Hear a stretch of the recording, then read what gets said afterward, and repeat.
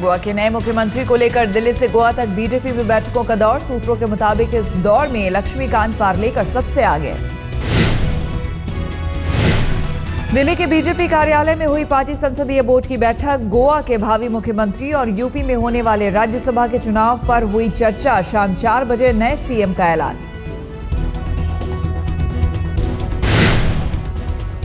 एक तो गोवा के विधानमंडल दल के नेता के बारे में और दूसरी उत्तर प्रदेश में राज्यसभा के चुनाव के दृष्टि से इन दो विषयों पर चर्चा हुई है। पणजी में दोपहर 12:30 बजे बीजेपी विधायक दल की भी बैठक। बीजेपी पर्यवेक्षक बीएस येदुरप्पा और राजीव प्रताप रूडी रहेंगे मौजूद। मीटिंग 12:30 बजे है बीजेपी के ऑफिस या होगी वहाँ रुके। ऑब्जर्वर भी आने वाले हैं उस मीटिंग में। आगे रूडी जी और येदुरप्पा जी है।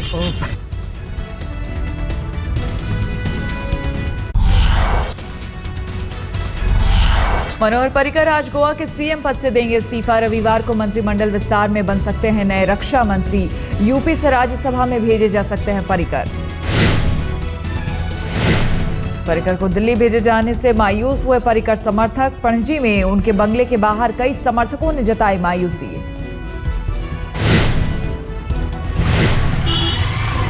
थोड़ा दुख भी हो रहा है क्योंकि हमारा सीएम जा रहा है, इसलिए और कुछ नहीं।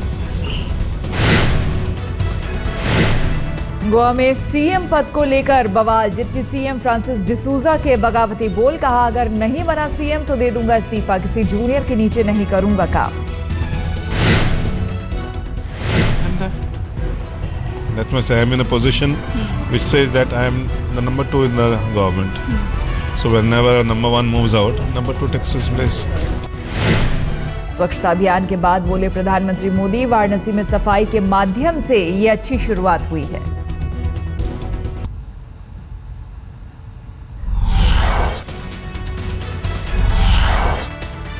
आज ये घाट की सफाई का मैंने काम प्रारंभ किया है। यहाँ के सामाजिक संगठनों ने मुझे विश्वास दिलाया है कि 1 महीने के भीतर ये पूरा घाट वे साफ कर देंगे।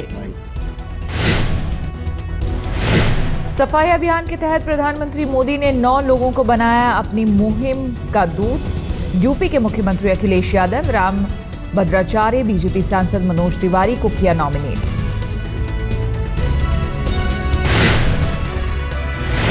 साहित्यकार मनोज शर्मा, क्रिकेटर मोहम्मद कैफ, सुरेश रैना, कॉमेडियन राजू श्रीवास्तव, संस्कृत विद्वान देवी प्रसाद द्विवेदी और गायक कैलाश खेर भी होंगे मोदी के सफाई दूत।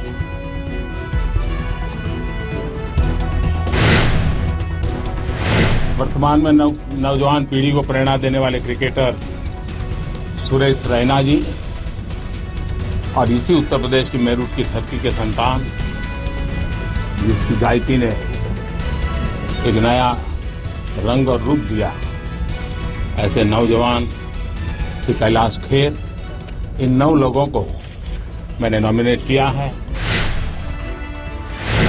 स्वच्छता अभियान का दूत बनाए जाने पर सुरेश रैना ने ट्वीट कर जताई खुशी। कहा, मेरे लिए ये सम्मान की बात। वनडे सीरीज के बाद अभियान को बढ़ाऊंगा आगे।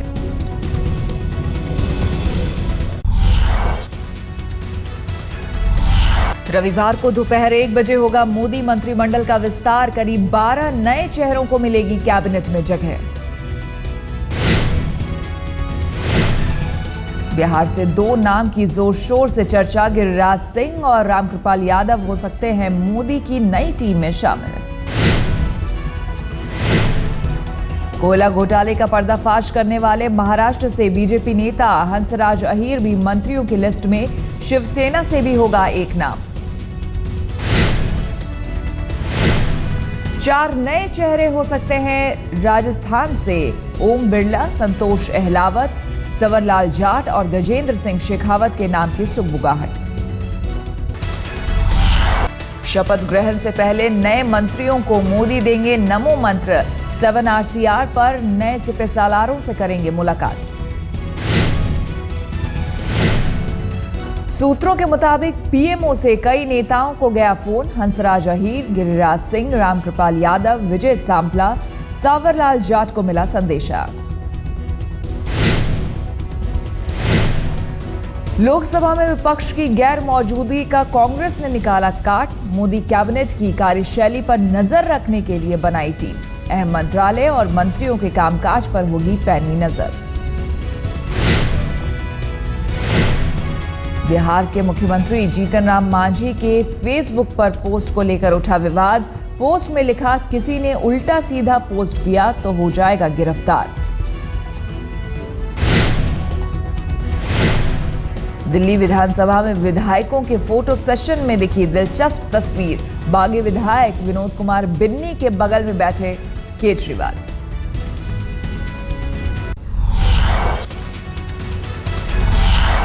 कैबिनेट में फेरबदल से पहले रक्षा मंत्री का पद छोड़ने पर बोले अरुण जेटली। कहा, रक्षा मंत्रालय का प्रभार हमेशा से था अतिरिक्त। Well, when I took over charge of that ministry, I said it's a temporary charge, it's an additional charge. And people were surprised that was my very first statement as the defense minister. पूर्व वित्त मंत्री P Chidambaram ने कहा, UPA सरकार को पहले रद्द करना चाहिए था 2G लाइसेंस। घोटाले से पहले लाइसेंस रद्द करने से कांग्रेस को होता कम नुकसान। पूर्व वित्त मंत्री ने माना, 2012 से 14 तक अर्थव्यवस्था का हाल था खस्ता। बीजेपी के वरिष्ठ नेता लालकृष्ण आडवाणी का जन्मदिन आज। प्रधानमंत्री मोदी ने ट्वीट कर कहा, वाराणसी से लौटने के बाद मैं श्रद्धेय आडवाणी जी को प्रणाम करने जाऊंगा। जापान का सर्वोच्च सम्मान मिलने पर पूर्व प्रधानमंत्री मनमोहन सिंह को सोनिया और राहुल गांधी ने दी बधाई। कांग्रेस के कई दूसरे नेता भी उनके आवास पर पहुंचे।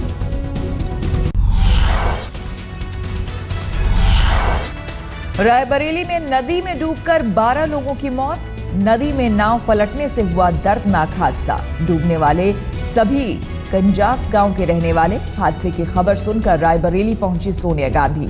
पीड़ित परिवार को दी सांत्वना।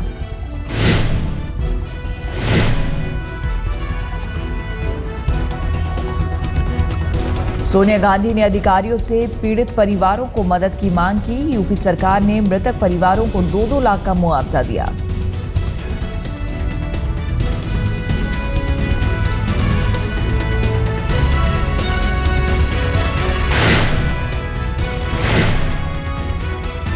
जो को खोया है जी, उनके प्रति अपना संवेदना प्रकट करने के लिए मैं आई हूँ।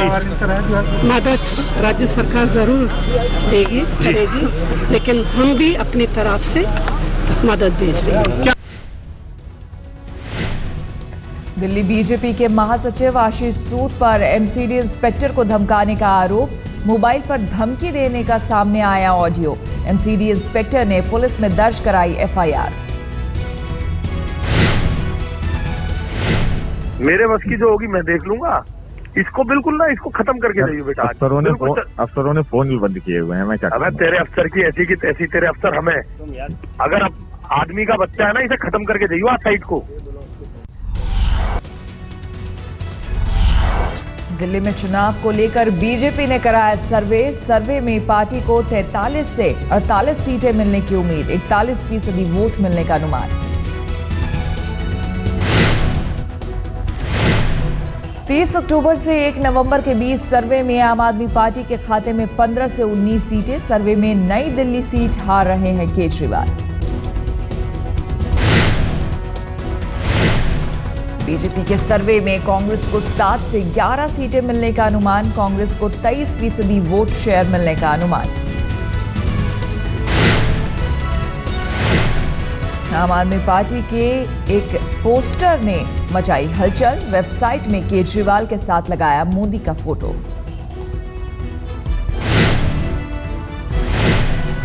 फोटो में लिखा, Modi for PM, Arvind for CM. Middle class को रिझाने का दांव उल्टा पड़ा। विवाद के बाद मोदी का फोटो हटाया।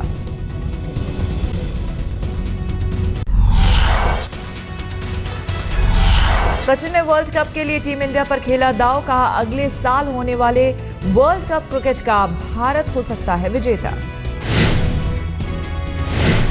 लंदन में अपनी आत्मकथा के विमोचन पर सचिन ने कहा, अहम होगी भारतीय स्पिनरों की भूमिका। ऑस्ट्रेलिया और न्यूजीलैंड में आयोजित होना है वर्ल्ड कप। राजदीप सरदेसाई की बुक लॉन्च, वित्त मंत्री अरुण जेटली और पी चिदम्बरम के हाथों किताब का विमोचन। Writing a book is out of my comfort zone, and therefore it's not a normal experience like anchoring a show. Secondly, I realize I over-ordered, and I hope all of you will buy the book and read it, which is more important.